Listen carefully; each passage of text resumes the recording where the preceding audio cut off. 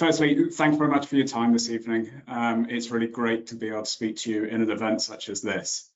I'm an investment specialist for the Edinburgh Worldwide Investment Trust. I've been part of the team working on the trust for the last 6 years or so.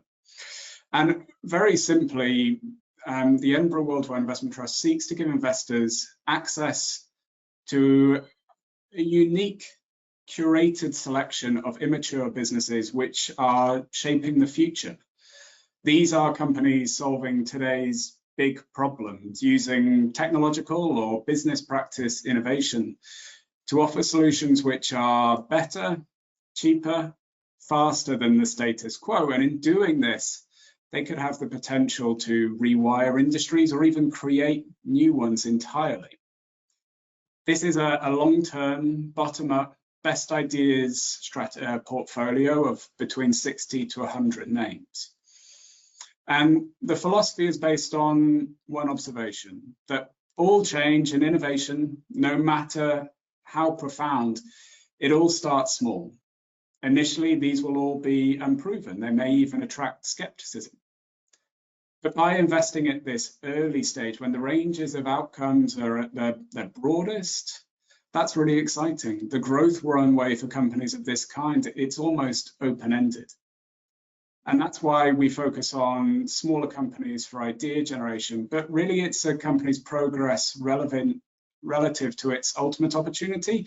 That's what really excites us and interests us.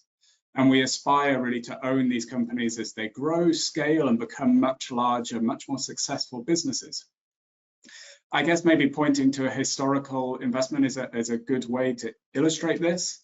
And I've just talk about our historical investment in Tesla. We first invested in that company when it was a $2 billion market cap company in 2013, just when those very early Model S's were rolling off the production line. When we exited that in 2022, that was nearly $1 trillion business, and we've made about 90 times our clients' money in that investment. Similarly, we could talk about our current investment in a company called Axon Enterprises. We first invested in 2018 when it was still a single product business, a hardware single sale model. Since then, it's become a law enforcement efficiency subscription platform, and to date, we've made more than 20 times our clients' money. Alongside this, it's important to make you aware that the trust has the flexibility to invest in both public and private markets and a global remit. In many ways, we've created a very unconstrained opportunity set, so there can be real purity in how we go about finding the most relevant, high potential businesses almost wherever they occur. But to invest in this manner, you need a really long-term horizon and a willingness to tolerate uncertainty. Frankly, this is really what the market struggles with. This is what the market really struggles to do, something we've seen acutely over the last 3 years, but this is the inefficiency that we're looking to capitalize upon with the Edinburgh Worldwide Trust. So this slide talks about the areas of opportunity that we are looking to provide exposure to, that we are looking to capitalize upon. Fundamental to our approach is the observation that innovation and technological progress, those are the strongest compounding forces that really drive society, but more importantly, stock markets over the years and the decades. And these are areas of intense change. These are markets that are set to rapidly increase in size, but also relevance.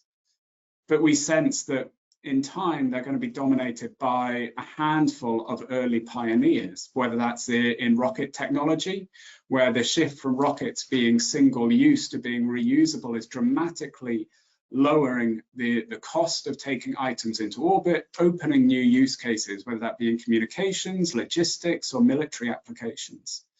Or alternatively, in our ability to interrogate biomarkers, which is transforming really how the industry is able to diagnose conditions and ultimately lead to better patient outcomes.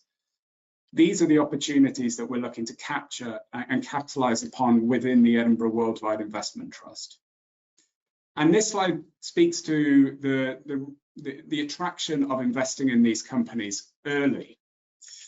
Now, the market has slightly kind of fallen out of love with smaller companies investing. We've had a few years where it's been very dominated by megatech, AI, interest rates. And we sense that this has led people to forget really the fundamental attractions of investing in smaller businesses.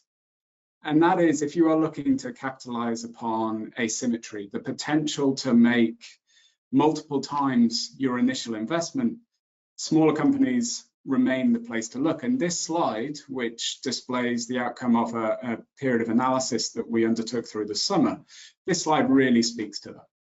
So this slide is demonstrating the instances of companies which have delivered a 5 times return over a 5-year period.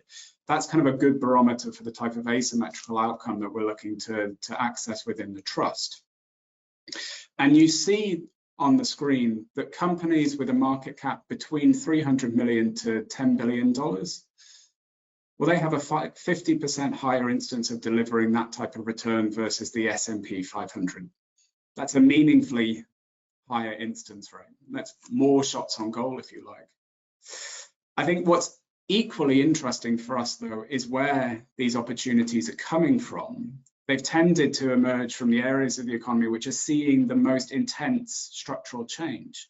So technology and healthcare, they make up nearly half of all of those instances. Whereas the industries that they're coming from, well, biotech, semiconductors, and software, they're the best represented industries, which to us really speaks and endorses the skew that you would see within our own portfolio.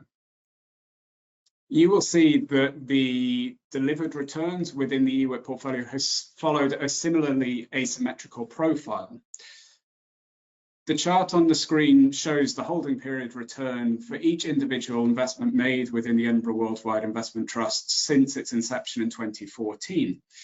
And you see that with this approach, there is a genuine potential to make 5, 10, 20 times the initial investment. And therefore, our strategy is really geared towards identifying and then owning for the long term these special businesses.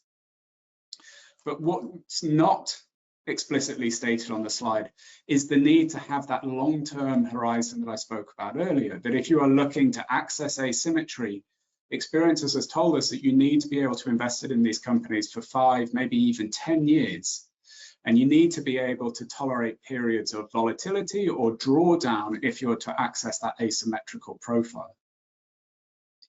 So if we now move to the next slide, it picks up on something I spoke about earlier, which is that combination of exposure across both public and private markets.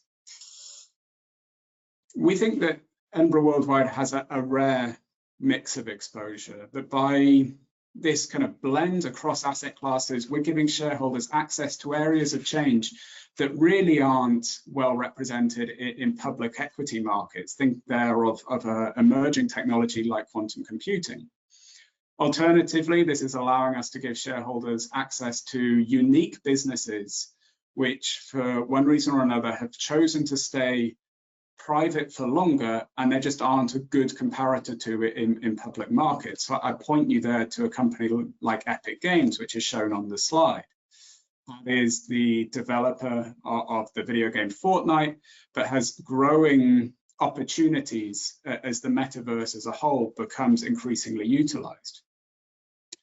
And really, Baillie Gifford as an investment house, our reputation for a long-term stable investor is a key enabler of our ability to do this and provide it for shareholders. Now, as you see, about 27% of the trust is in private companies at the moment, but the bulk of that is really in 2 positions. First, a well-known company, SpaceX, a leader in rocket technology and satellite communications.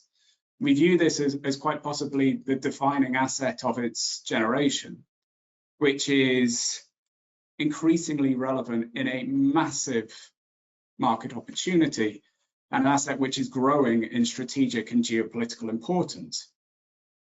The next is a business called PsiQuantum, which is developing the world's first commercially relevant quantum computer over a time horizon that we think will actually surprise many industry observers. Talking about an asset that could be strategically and geopolitically important, it's hard to think of one of greater significance than potentially the world's first quantum computer.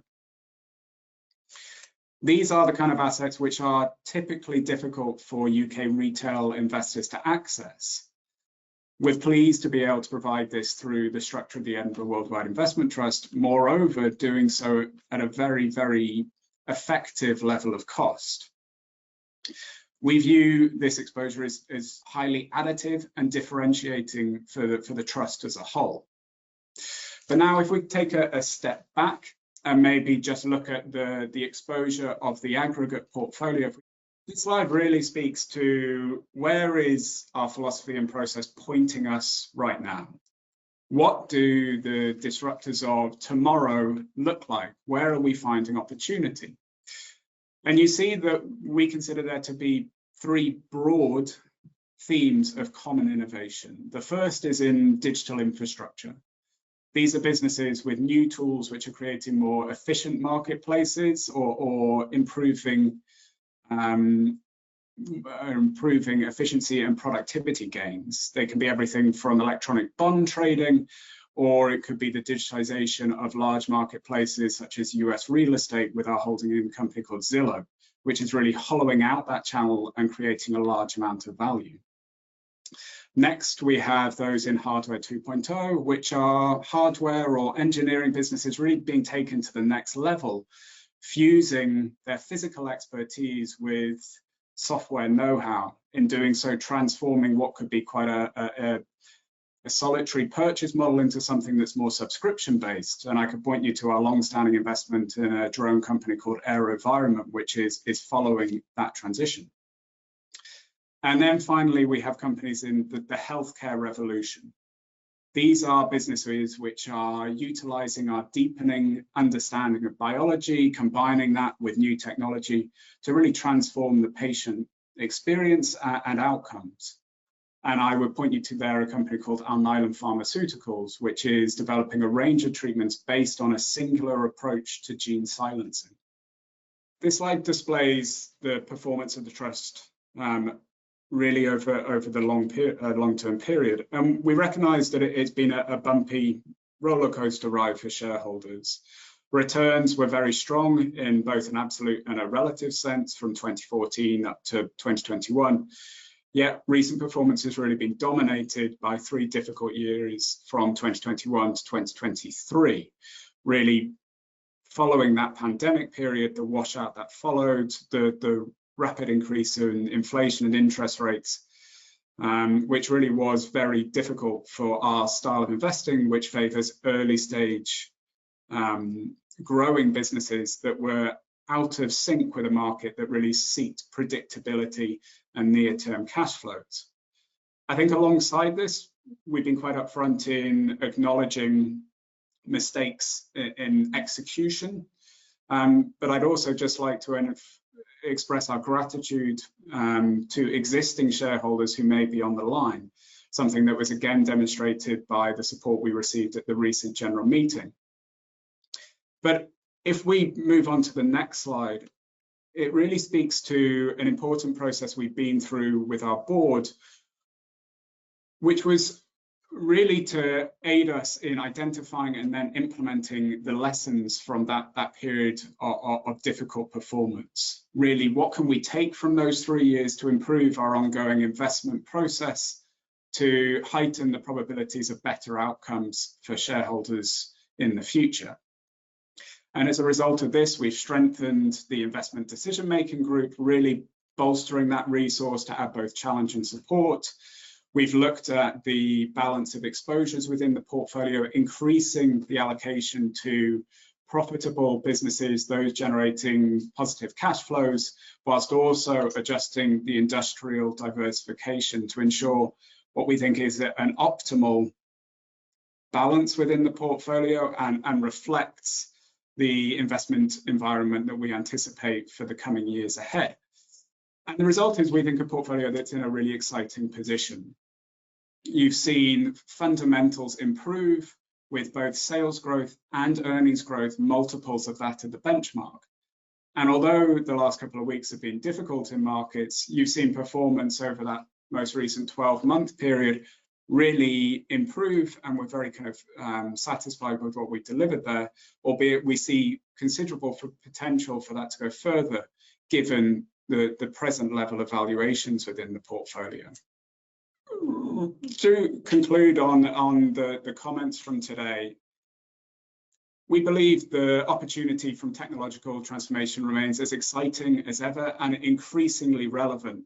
In fact, we'd go so far as to say that for investors with a long-term horizon, an allocation to this area of the market isn't really an emotional or an aspirational one. We view it as a necessity given the rate of change and what we're observing. We believe that Edinburgh Worldwide, with its unique mix of assets across both public and private markets and also exposure to a range of different innovation, can be that offering. We think the portfolio is in a very exciting place. We've adjusted the investment process, taking some learnings from a difficult period, and we really do believe that it is primed for a period of very exciting growth. So that concludes the presentation. All I'd say is just to thank everyone who's attended for their time, and also say that if you're interested about the Edinburgh Worldwide Investment Trust, there's more supporting material and documentation on the website.